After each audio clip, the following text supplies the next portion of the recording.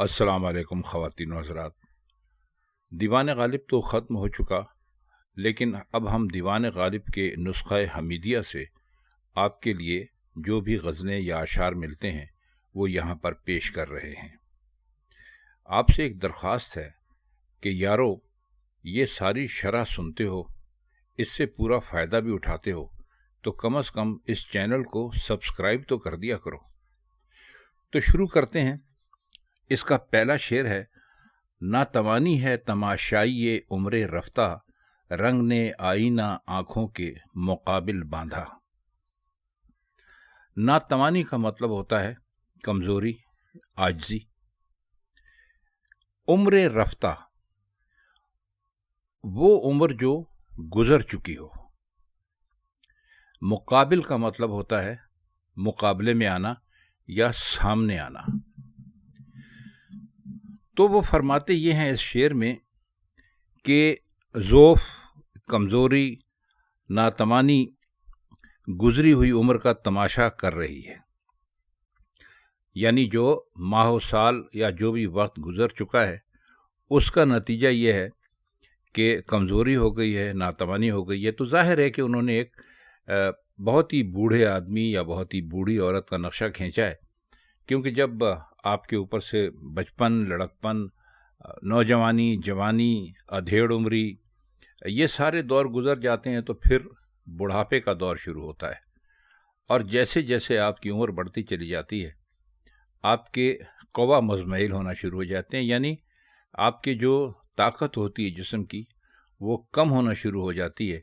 تو اس کو انہوں نے یہاں پر ناتوانی کہا ہے، آپ ضعیفی کہہ لیجئے، یعنی بوڑھا ہونے کے بعد جو رنگ ہوتے ہیں۔ تو اب یہ جو انہوں نے کہا ہے کہ رنگ نے آئینہ آنکھوں کے مقابل باندھا ہو، اب رنگ سے مراد ان کی کیا ہے؟ رنگ سے ان کی مراد ہے رنگ رنگ کی پریشانیاں یا بیماریاں کہہ لیجئے جو اس عمر میں آدمی کو لاحق ہو جاتی ہیں۔ کسی کی نظر کمزور ہو جاتی ہے، کوئی چلنے پھرنے سے معذور ہو جاتا ہے، کسی کے ساتھ اور کسی اسی قسم کی دوسری مصیبتیں اور پریشانیاں لگ جاتی ہیں۔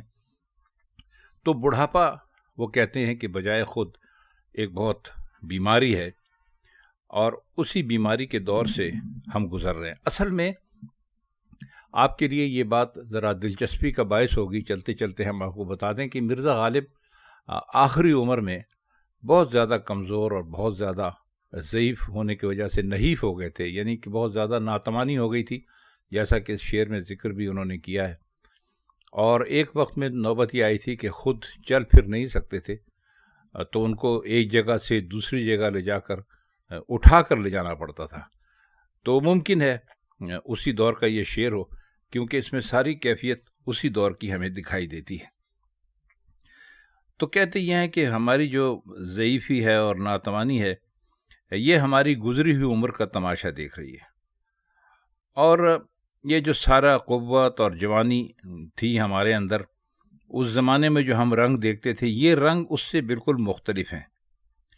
تو کہتے ہیں کہ وہ آنکھوں کے سامنے آئینے کی طرح آ گئے ہیں، اور ان سے ہمیں گزرا ہوا سارا زمانہ یاد آ گیا ہے۔ آئیے اب اس کا شعر نمبر 2 دیکھ لیتے ہیں۔ اصطلاحات اسیران تغافل مت پوچھ، جو گرہ آپ نے کھولی اسے مشکل باندھا۔ اصطلاح کا مطلب تو ہوتا ہے کوئی خاص نام کسی چیز کے لیے رکھ دیا جائے۔ اسیران جمع ہے اسیر کی، اور اسیر کا مطلب ہوتا ہے قیدی۔ تغافل وہ لوگ جو غفلت میں پڑے ہوئے ہیں، لاپرواہ ہیں، بے پرواہ ہیں، جنہیں کسی چیز کی کوئی فکر ہی نہیں ہے۔ گرہ کہتے ہیں گانٹھ کو، اور اس میں کوئی مشکل لفظ ہے نہیں۔ تو اس شعر میں مرزا غالب یہ فرماتے ہیں کہ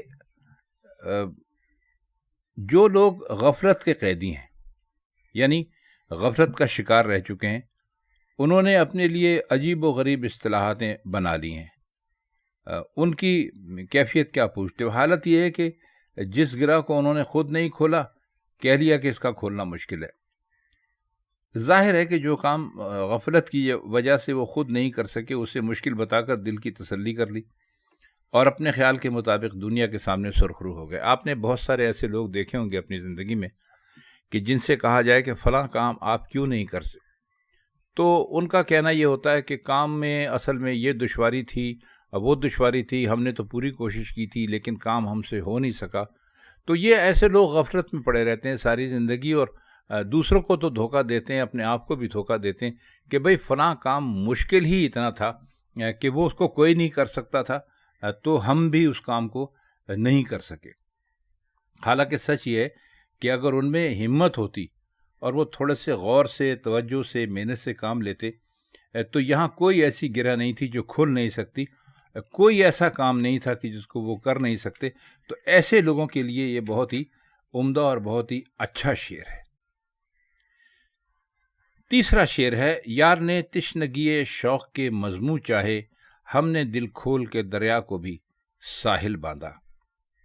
تشنگی کا مطلب ہوتا ہے پیاس. تشنا سے ہے، تشنا پیاس کو کہتے ہیں، تو تشنگی کا مطلب یہاں پر پیاس ہے، اور شوق کا مطلب ہے محبت کہہ لیجئے، پیار کہہ لیجئے. تو شعر میں فرماتے یہ ہے کہ ہمارے محبوب نے ہم سے اس بات کا بہت تقاضا کیا کہ ہم اپنے شوق کی پیاس کا حال بیان، یعنی شوق کی پیاس کا حال بیان کرنے کا مطلب یہ ہے کہ ہم اس کو بتائیں کہ ہم اس کو کتنا زیادہ چاہتے ہیں، ہم اس سے کتنی زیادہ محبت کرتے ہیں. تو ہم نے بہت ہمت سے اور بہت کھلے دل سے کام لیتے ہوئے کہا کہ جی دریا کو بھی ہم نے ساحل کہہ دیا. یعنی ساحل جو دریا سے جڑا ہوا ہوتا ہے، وابستہ ہوتا ہے، ملا ہوا ہوتا ہے، تو لیکن اس کو نمی تو اس کے اندر ہوتی ہے، لیکن آپ نے دیکھا ہوگا کہ وہ پیاسا ہی رہتا ہے، کیونکہ اس کے اوپر پانی نہیں ہوتا. جس چیز کے اوپر سے پانی گزر جائے وہ خود دریا یا سمندر بن جاتی ہے، لیکن جس کے اوپر پانی گزرے نہ اور اس کو پانی کا کنارہ ہو تو اس کو آپ پیاسا ہی کہیں گے نا، یعنی ساحل. تو وہ دریا بھی پی جائے تو اس کی پیاس نہیں بجھتی. لیکن سچ یہ ہے کہ اتنی ہمت اور اتنے زیادہ حوصلے کے باوجود شوق کی پیاس کے مضمون ہمارے قابو میں نہیں آئے، یعنی ہم اس پیاس کی پوری کیفیت بیان نہیں کر سکے. بہت اچھا ہے شعر ہے. اس شعر کا ایک دوسرا مصرع بھی ہے: نہ بندھے تشنگی ذوق کے مضموں غالب، ہم نے دل کھول کے دریا کو بھی ساحل باندھا. اچھا شعر ہے، بہت عمدہ شعر ہے. تو آپ کو امید ہے کہ ہم نے آپ کو سمجھا دیا ہوگا، اچھی طرح آپ کے سمجھ میں آ گیا ہوگا. آخری شعر ہے: مطرب دل نے میرے تارے نفس سے غالب، ساز پر رشتہ پے نغمائے بے دل باندھا. مطرب کہتے ہیں گانے والے کو، مغنی بھی کہتے ہیں اس کو. تار نفس سانس کا تار، پے کا مطلب ہوتا ہے کے لیے، پے نغمہ گانے کے لیے. اب اس میں ایک لفظ آیا ہے بے دل. بے دل ویسے اگر آپ کہیں تو اس کا مطلب اگر آپ اردو میں نکالنا چاہیں تو اس کا مطلب ہوتا ہے جس کا دل نہ ہو، لیکن ایسا نہیں ہے. بے دل فارسی زبان کے ایک شاعر تھے جو کہ بہت ہی مشہور ہیں. فارسی ادب سے دلچسپی رکھنے والے دوست بہت اچھی طرح اس نام سے واقف ہوں گے. اور مرزا غالب اس زمانے میں جب کا یہ شعر ہے، ویسے بھی وہ بے دل سے بہت متاثر تھے، بڑی تعریفیں کیا کرتے تھے ان کی. تو اس لیے انہوں نے بے دل کو بے دل کے رنگ میں، یعنی جیسے بے دل شاعری کرتے تھے، غالب بھی ویسی شاعری کرنا چاہتے تھے. تو اس شعر میں انہوں نے کچھ کا اظہار ایسے کیا ہے کہ غالب دل کا جو گلوکار ہے، مغنی ہے، سنگر ہے، اس نے میرے سانس کا تار لیا اور سانس پر ڈورا بنا کر باندھ دیا تاکہ میں مرزا بے دل کے نغمے گاؤں. ابھی ہم نے آپ کو بتایا کہ اسی دور کی غزل لگتی ہے جب مرزا بے دل پر مٹے ہوئے تھے. تو اس لیے تار نفس کو ساز کا رشتہ بنا کر بے دل کے رنگ میں شعر کہنے کے آرزو مند تھے. تو خواتین حضرات، یہ 4 اشعار تھے اس غزل کے جو ہم نے آپ کی خدمت میں پیش کر دیے. اگر آپ کو ان کی معنی سمجھنے میں یا ان کی شرح سمجھنے میں کسی قسم کی کوئی دقت ہو تو آپ ہم سے کمنٹ سیکشن میں آ کر بات کر سکتے ہیں. آپ سے ایک بات اور بھی عرض کرنی تھی جو ہم شروع میں بھی عرض کر چکے ہیں کہ دیکھیے، ہمیں یہاں پر ہم 1000 کے قریب ویڈیوز ڈال چکے ہیں، شاید زیادہ ہو گئی ہوں گی، اور 3 سال سے زیادہ کا عرصہ ہو گیا کہ ہم یہ چینل چلا رہے ہیں. لیکن ہمیں عجیب بات لگتی ہے کہ ہمارے کسی بھی ویڈیو پر 100، 150، 200 سے زیادہ لائکس تو خیر ایک الگ بات ہے، وہ تو آپ لوگ کرتے ہی نہیں ہیں، ویورز نہیں آتے، اس کی وجہ یہ ہے کہ شاید ہمیں یہ پروگرام سننے کے بعد آپ لوگ اس کو سبسکرائب نہیں کرتے، تو تھوڑی تکلیف کر کے سبسکرائب کر لیا کیجیے، تاکہ یہ باتیں جو ہم آپ سے ان شعروں کے یا ان الفاظ کے معنی یا ان غزلوں یا ان شاعروں کے حوالے سے کرتے ہیں، وہ ادب کے طالب علم تک، جو اسٹوڈنٹس آف لٹریچر ہیں، ان تک پہنچ سکیں۔ تو آج کے لیے بس اتنا ہی، آپ سے انشاءاللہ اگلی محفل میں کسی اور شاعر کے کلام کے ساتھ ملاقات ہوگی، تب تک کے لیے ہم چاہتے ہیں آپ سے اجازت، خدا حافظ۔